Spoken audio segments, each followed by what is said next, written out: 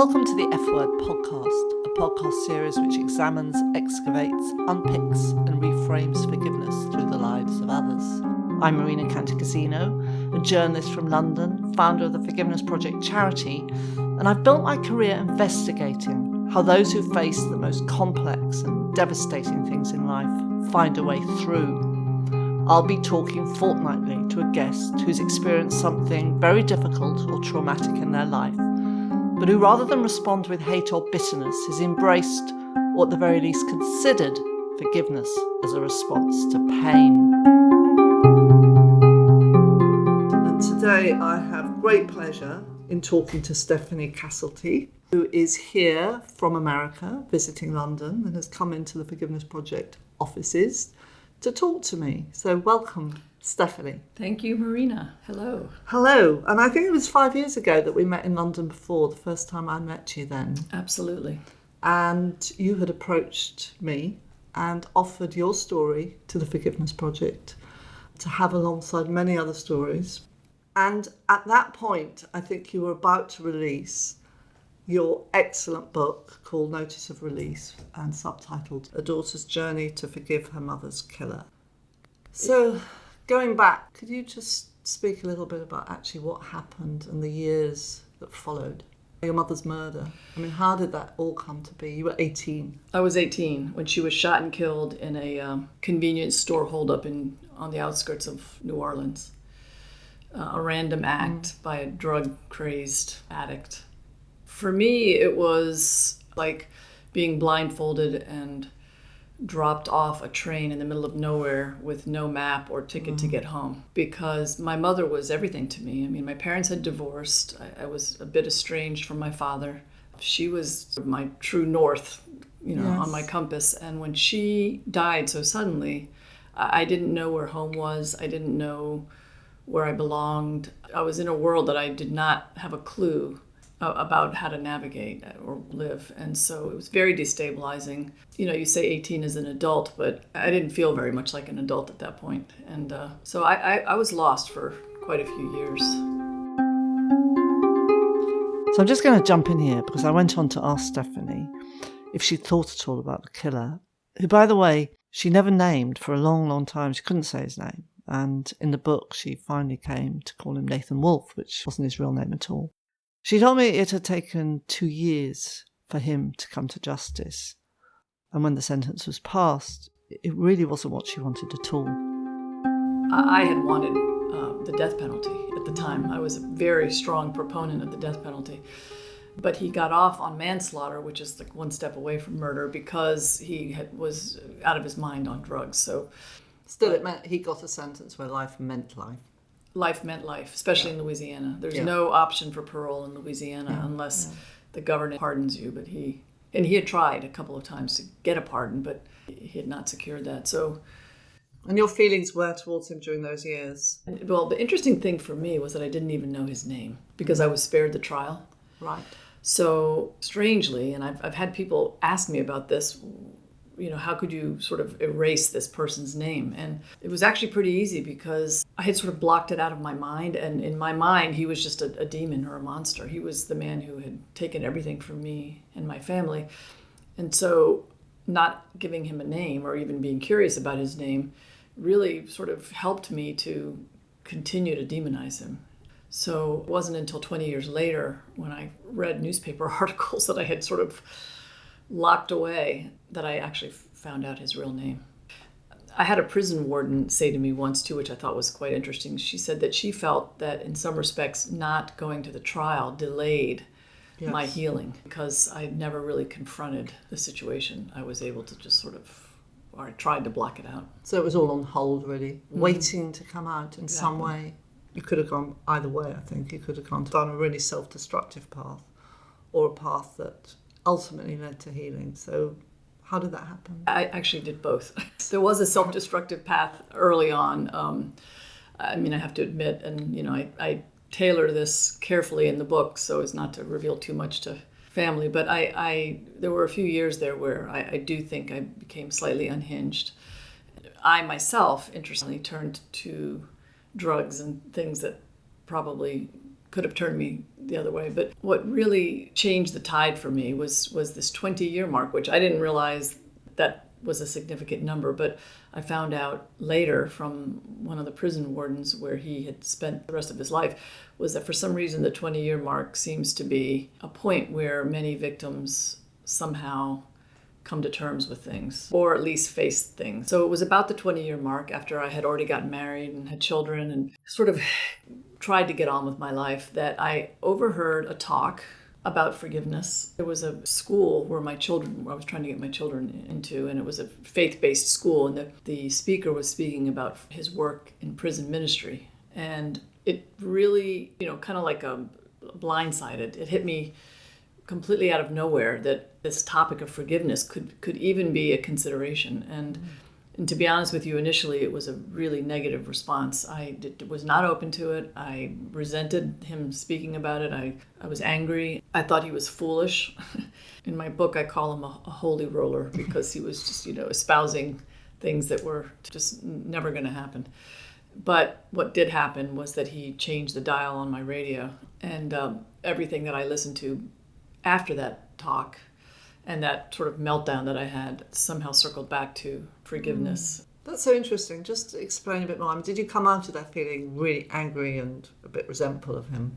And was it like the next morning that something changed and you already were feeling things were dropping from your head into your heart in a way? Or did it take much longer? Much longer, yeah. I stayed angry for another year or two. Oh, right. But okay, so it was just a seed. It was a seed, but interspersed, and with all that anger, every once in a while I would consider, like, what would it look like if I forgave? At the time that I actually heard the talk, the speaker saw that I was upset because I was sitting in the back of the room, and he could see that I was red in the face and some tears were flowing down my cheeks. So he came up to me after and said, "What happened? I'm sorry, did I say something?" And at that point, I didn't really know what was happening. So I just said, I don't know what's happening. You obviously tapped a deep vein. I don't know. And so he said to me, why don't you come back and speak to someone here at some point, if you want to further understand what's going on. So I did. I went home that afternoon. I went home with my husband, and he didn't know what to say to me. And I was just my heart rate was up. I was just upset. And but about 2 weeks later, I came back to the same place and spoke to a female minister there and told her what I was feeling. And she started with the definition of forgiveness. She said, "What do you think forgiveness means?" And I said, "I have no idea, but it feels like it means that I'm letting him off the hook, that everything's okay, and then that just feels wrong to me."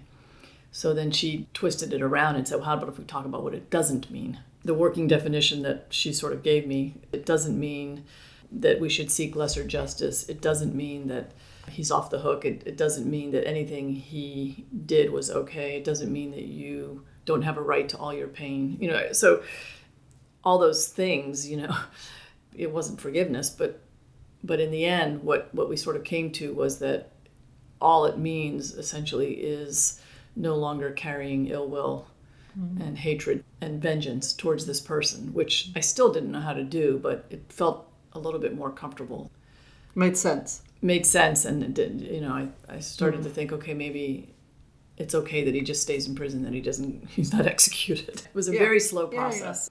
But then over the course of 2 more years, because I'm a writer by background or recent background, I had this manila folder where I would just start putting pieces of paper in that, like conversations I would have or articles that I read, or the Forgiveness Project was one of those pieces of paper that I had heard somewhere, and I just wrote the number down. But it was all tuning into this idea, and I just started creating a research file on what forgiveness was about. And little by little, I started to come to this notion that maybe I could be comfortable with not so much necessarily forgiveness, but maybe just acceptance or some peace. The other thing that this lovely minister said to me, she said, you need to stop talking and start listening.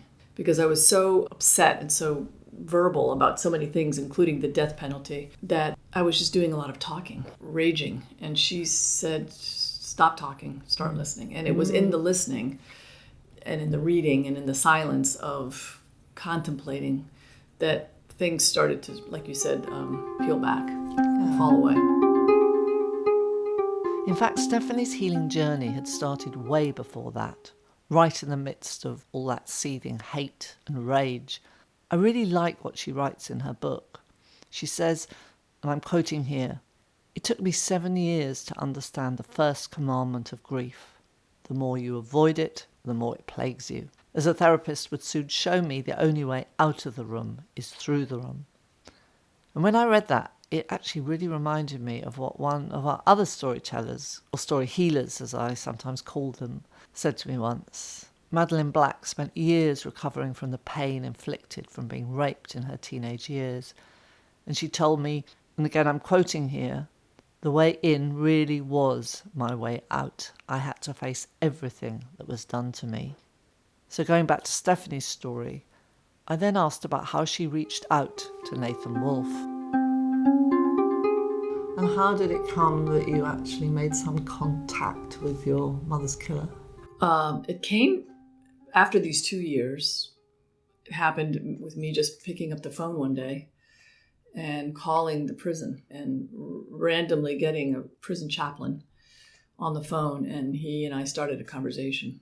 And he agreed to be my intermediary with Nathan Wolfe. And he didn't say to Nathan, he didn't say, "There's someone who wants to forgive you." What he said was, "The daughter of the woman that you killed is trying to find a way to forgive you."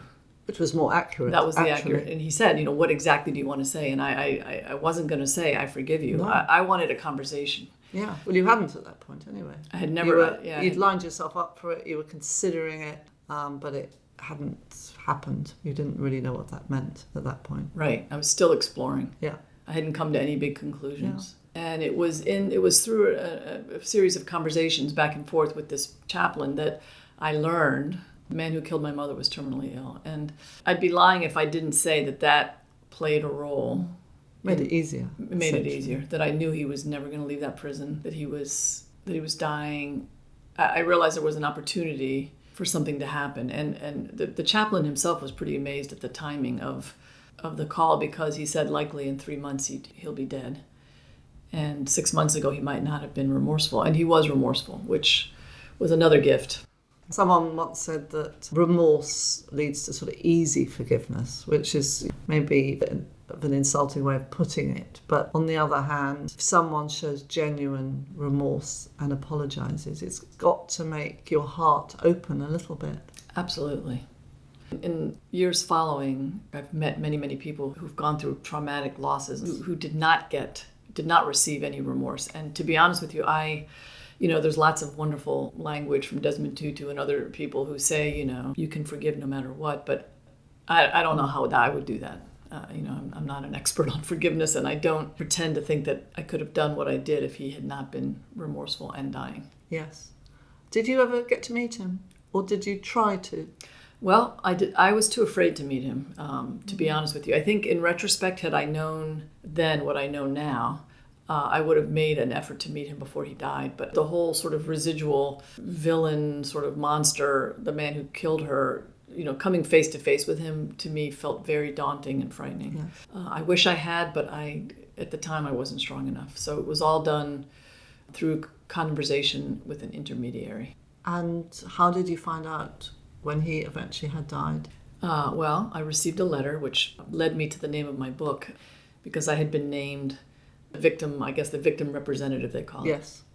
The top of it said notice of release, which alarmed me at first, because I thought, what? This is after we had already gone through this process, and then I thought they were releasing him alive. But what followed was that Nathan Wolfe expired on such and such a date, and so essentially he'd been released from prison, his body, and his life and his body. It was sort of a poetic way of saying, that he had been released. And in receiving that letter, I remember the moment I received it, after already having forgiven him, holding the letter and realizing that I too had been released, not just from his death, but also from the act of forgiving.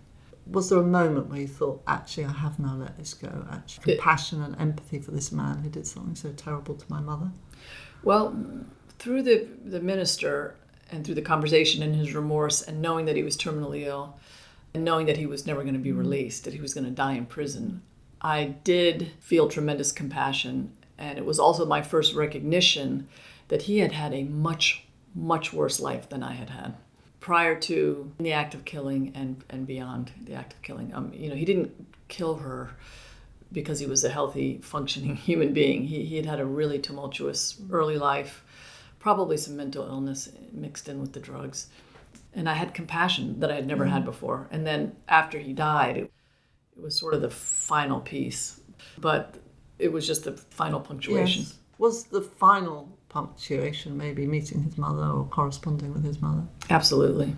His mother was the final piece of the puzzle who helped me sort of put him and his life into perspective.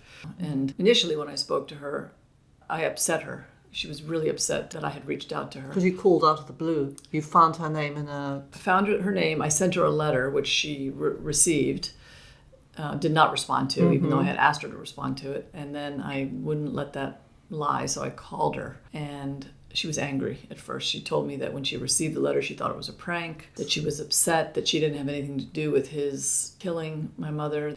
Then, strangely, in the initial conversation with her, I was very apologetic almost. Then I thought, why am I apologizing to her?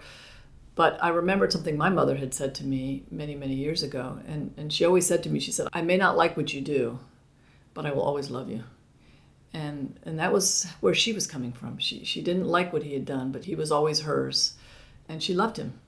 And I think most mothers love their children regardless of what they do. And I could relate to that. I mean, I've never been in a situation where my child did anything nearly that bad, but I can imagine that I would still love my child. And so on that level, I connected with her. And she said to me at the very, very end of the conversation, after she had softened, and she said, I'm sorry for your loss. And I said to her, I'm sorry for your loss. Because we both lost a loved one. And interestingly for her, not only had she lost this particular son who was a killer, she had lost another son to brain cancer who was a policeman. And then her husband. So this woman had lost pretty much her whole family. So she was a victim too. Originally, when I wrote the book, I had intended to use pictures and names and, everything was going to be the truth. But when I met his mother, out of courtesy to her, I asked if I could use his name, and she declined. She said, please do not. And at first I thought, what do I care if she wants me to use it or not? I'm going to tell the truth. But the more I thought about it and the more I realized the purpose of the book was not to hurt it. The purpose of the book was to heal. And if it meant that much to her to protect the identity of her son and herself, I guess, it would be nothing for me to change his name. So I did. Yeah. And indeed, she was as much a victim as anyone else. You Absolutely. could argue. Which never occurred to me until I spoke to her, that there were other victims other than my family. So since that time, and he's died, so there's nothing really that is going to trigger you and take you back to that place of hate, or am I completely wrong? Because I always think that forgiveness, it's too easy to think it's this sort of magical place where everything's okay and suddenly you've arrived at it. You can actually move back into places of resentment and hatred if something comes up in your life and reminds you of that time. Or do you think it's settled? What's settled for me is my personal story. I'm very settled with that. And whereas I used to avoid the topic of my mother's death because it was so uncomfortable I couldn't bring it up, I now don't bring it up because I'm really in a place of peace about her story. But where I'm not settled and where I'm deeply disturbed and also deeply triggered is the system, especially in the United States, where we have done nothing about gun control. Yes. And where people like Nathan and many others can obtain a gun and do tremendous harm. And that's what really triggers me. And so I've got sort of this broader anger now and don't know where that's going to take me in the future. I know you've done quite a lot of thinking about forgiveness, what it is and what it isn't. Obviously, I have, for different reasons, done exactly the same. And I think we share some views and opinions about how forgiveness is articulated in the world, and that if it's prescribed, it becomes a kind of tyranny. And if it's presented as some cure-all or fix-it process, it's not very helpful. And it's very misunderstood. As you said yourself, you were convinced it was about letting people off the hook and about condoning.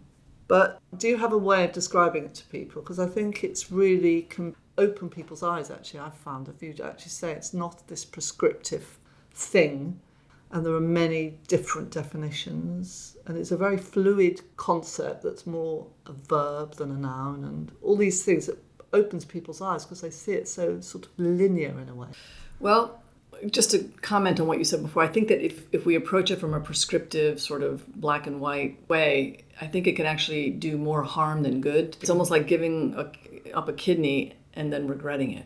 So I don't think it's something that should be handled lightly or loosely. And I think that everybody's journey is different. I think for me, at least, the closest thing that I've been able to come to was this beautiful sort of diagram that I saw, and that's in my book actually, where it's 6 steps. And I did actually go through those 6 stages. So from all Stephanie's reading and studying, and from her own lived experience, she's boiled it down to these 6 stages of forgiveness, or steps, as she calls them in her book. The first step is defining forgiveness. And for Stephanie, this essentially meant abandoning her right to pay back. Landing on this definition enabled her to take the next step, which is exploring the story, in this case both her own story and the story of Nathan Wolfe. The third step is recognising a shared, imperfect humanity, that on some level we were all victims and all perpetrators, that we're all interconnected, like strands of a finely woven fabric. The fourth step is discovering compassion, both for yourself and for the person who's hurt you. The fifth step is offering forgiveness. And this isn't about forgiving the action, but about releasing the emotion attached to the action. The sixth step is re-establishing or releasing a relationship. In other words, that you can forgive and release a painful relationship, or you can forgive and renew it. And finally, the seventh step, remorse. This is about conditional or unconditional forgiveness. So conditional forgiveness means that the person who's been hurt requires remorse in order to forgive. Forgiveness, therefore, becomes a kind of contractual relationship between the harmed and the harmer. But for others, remorse isn't necessary. So unconditional forgiveness is an act of essentially self-healing, which requires nothing from the wrongdoer. I wanted just to pick up on something you said earlier about remorse, because I'm always interested in what the French philosopher Jacques Derrida said. He said he felt that the only wrongdoing that really calls for forgiveness is that which is unforgivable. In other words, I think he meant deeds or wrongs which were so appalling that they can never be repaired through apology, restitution, or reconciliation. So in other words, only the unforgivable calls for forgiveness, because everything else can be repaired in some way. And I thought it was just interesting. Yeah. And it goes back to what you were saying about how remorse made it possible for you. Who knows how you would have reacted if that had been thrown back at your face. Absolutely. Just thinking that sometimes forgiveness is like a survival line. You know, I've heard many people describe to me like it's about their last chance in a way. That's beautiful that you say that, because that's exactly how I felt. People say, why did you forgive? It's like, I didn't forgive because I had any noble, beautiful intentions or models. I forgave because I was tired of being in pain. Nothing else was working. And do you have that sense of relief and release, lightness? Absolutely. So physically, how does it feel? Completely. Strangely, before I forgave Nathan Wolfe, I had so many physical ailments. I'd had like 3 or 4 surgeries at a pretty young age. I was locked up. I had jaw pain. I had stomach pain. And I have to say I'm healthier now than I was in all those years before forgiving him. Yeah, and that's very interesting. That really ties in with a lot of the research in forgiveness, which shows that you do have better health outcomes. And I suppose it makes perfect sense. It's like stress and anxiety. If you're going to hold on to that, it's like a knot in your body, isn't it? It's Constant. not going to do you much good. I lived, and I mean, it affected everything from my digestion to my headaches to everything.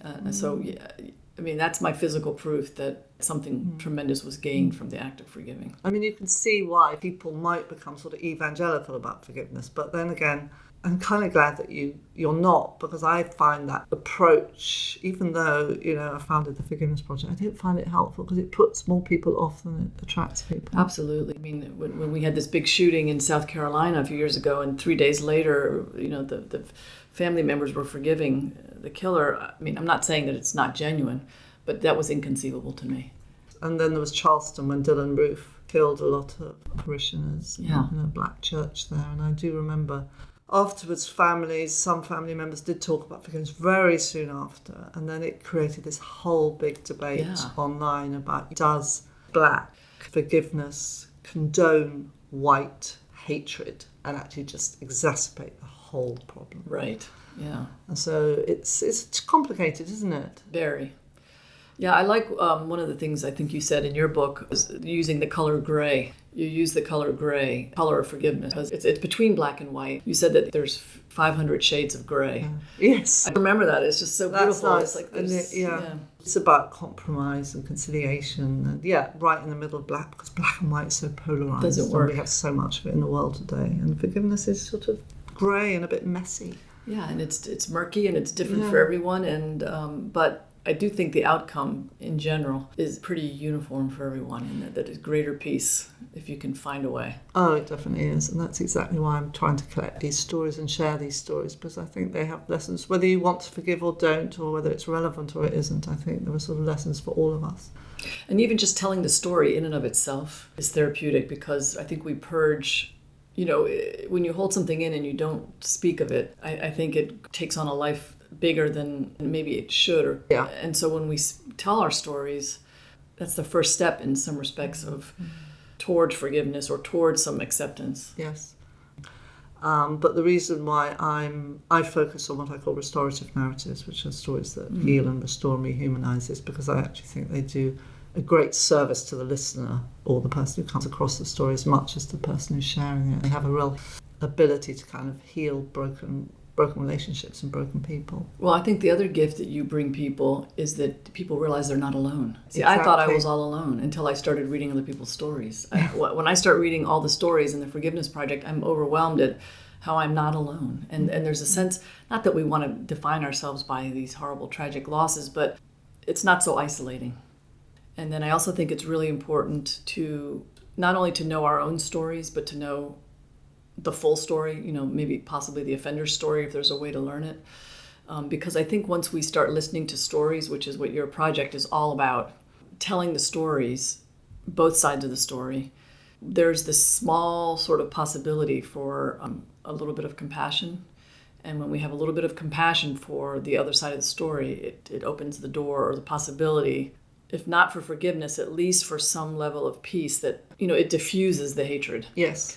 I think that's right. That's why I always think that forgiveness is a little bit more than letting go and acceptance, because it needs that tiny degree of compassion. Exactly. I agree with you. So for me, it's about taking ourselves out of ourselves to understand how somebody might have come to that place, and ultimately realizing that there's many sides to a story, and that by carrying only my side of the story, I'm not really allowing the possibility of forgiveness. Mm-hmm. Cool. So, Stephanie Castlefleet, thank you so much for coming and talking to me. And I just want to give one more sort of shout out for your wonderful book. It's called Notice of Release, A Daughter's Journey to Forgive Her Mother's Killer. And you can read Stephanie's story on our website, theforgivenessproject.com. You can buy the book through various channels, I'm sure on Amazon. Mm-hmm. And I really recommend it highly. It's an incredibly moving and important story for our time.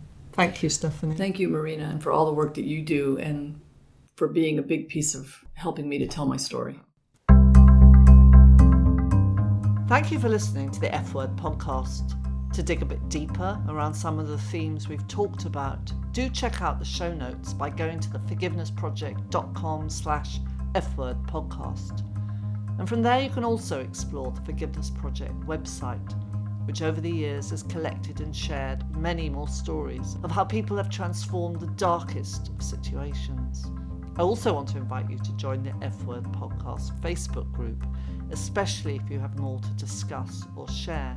Again, to find the link, go to theforgivenessproject.com/F-Word podcast.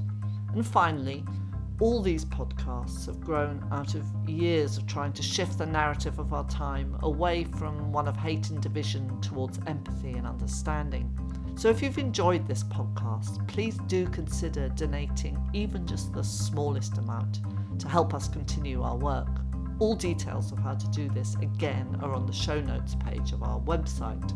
But most of all, I hope you'll join me again when next time on the F Word podcast, I'll be talking to Bjorn Eiler, a survivor of the 2011 terror attack on Utøya Island in Norway.